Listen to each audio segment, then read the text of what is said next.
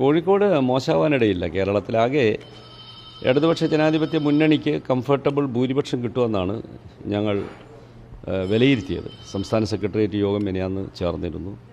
അതിൽ വന്ന റിപ്പോർട്ടുകൾ വെച്ചൊരു പരിശോധന നടത്തിയപ്പോൾ 90 സീറ്റിൻ്റെ മുകളിൽ LDFന് ലഭിക്കാൻ സാധ്യതയുണ്ടെന്നാണ് ഒരു ഉറച്ച അഭിപ്രായം വന്നിട്ടുള്ളത്.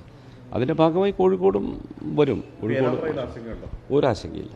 പേരാമ്പ്രയെക്കുറിച്ച് ഈ അനാവശ്യമായൊരു വിവാദം ഉണ്ടാക്കിയതല്ലോ. പേരാമ്പ്ര വളരെ സേഫ് സീറ്റാണ്.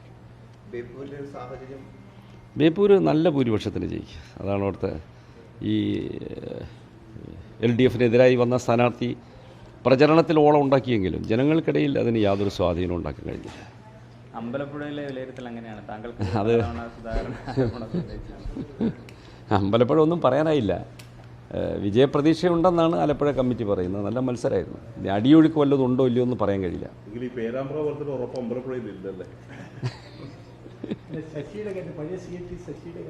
ശശി 3-ാം സ്ഥാനത്താണ്.